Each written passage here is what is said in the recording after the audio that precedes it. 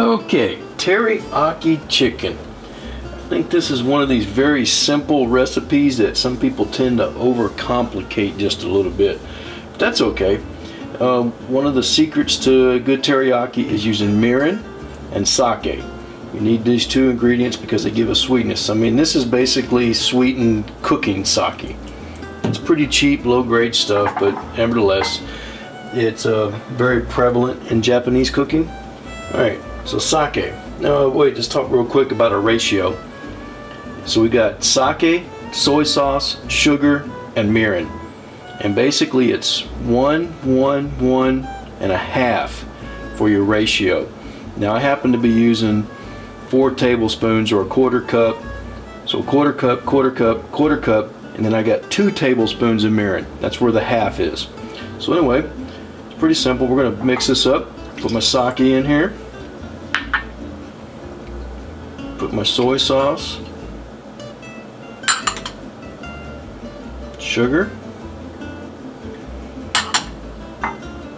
Put our mirin. And then we're just going to stir this up. Okay, so teriyaki chicken, we need some chicken. Now traditionally it's made with chicken thigh.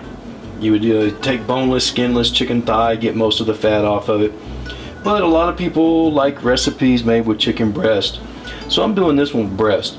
And what I've got here is I've got a free-range chicken, or chicken breast from a free-range chicken. And that's going to help give us a little flavor. So anyway, I'll take this breast, I'll slice it down this way. Oh, I washed it, I patted it dry. Now one of the things you do want when this goes in the pan, you want it dry. And we're going to put some cornstarch on it here in a minute to help it. Now, what I'm going to do here, I'm just going to kind of cut these pieces here. And I'm going to lay them out on the plate.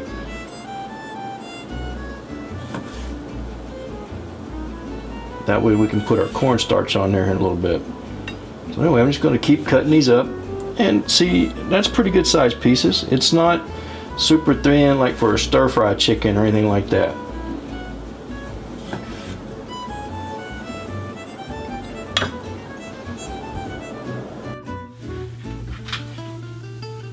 Okay, we got our chicken on the plate here. One thing we got to do before we cook it, we're gonna sprinkle a little cornstarch on here.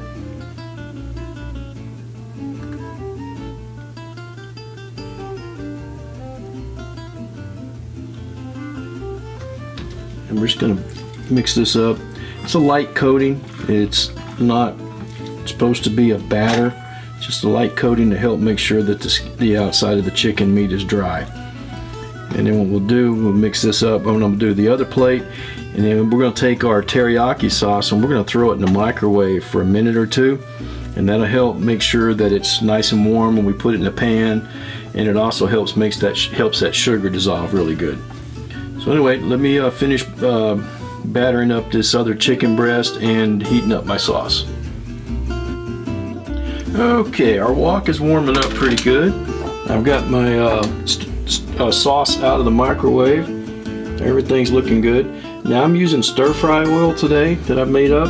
If you don't have stir-fry oil that you made up, at this point you can put a clove or two of garlic and a slice or two of ginger in there, and then that'll flavor the oil, and it'll basically do the same thing. Give this a quick swirl. Put our chicken in.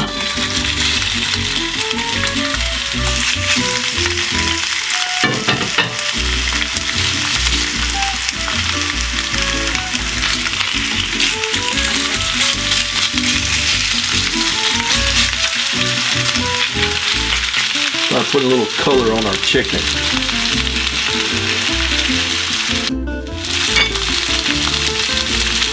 Okay, that chicken's been sitting there for 45 seconds or so. What we're going to do, we're going to flip it over. If I try to move it too soon, then it'll be stuck and it'll be tearing, and then it'll just make a big mess in the wok. You don't want that. Now we're going to let this sit for a minute, or 30 seconds or so. Let that side kind of crust over, and then we'll go from there. Okay, at this point we ought to be able to start moving our chicken around.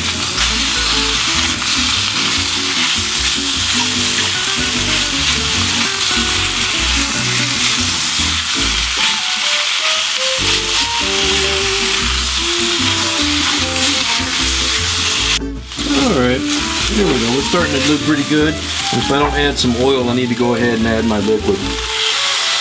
We're going to put our sauce in here. We're going to bring this up to a simmer. Now when it starts simmering, I'm going to turn the heat down just a little bit.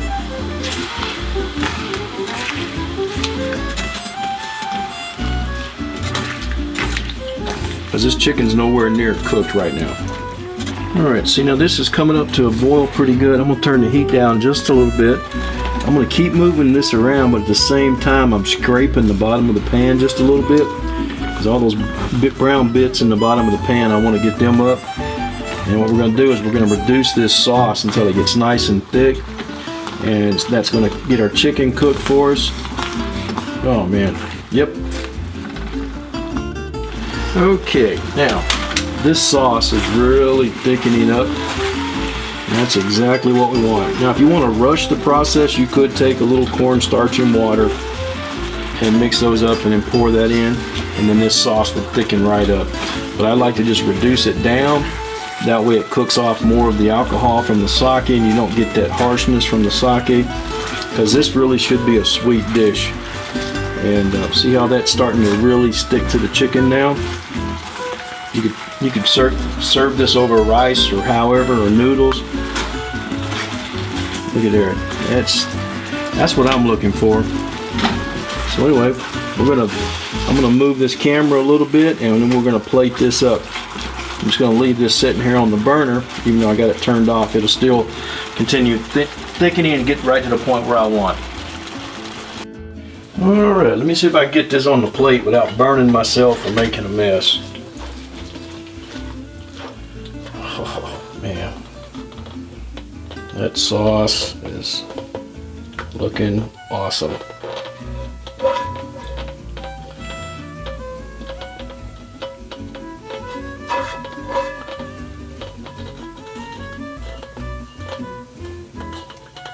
Yeah, over a nice bowl of rice, this would be awesome.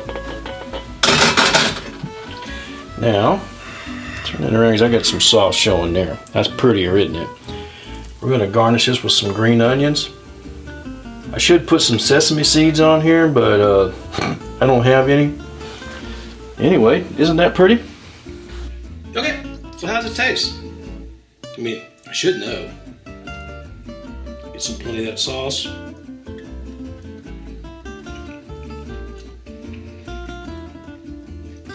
It's sweet, but not like sugar like way. It's got some caramel notes because all that sugar is condensed down, and then you can taste tiny hints of a little bit of that ginger and garlic from the stir fry oil.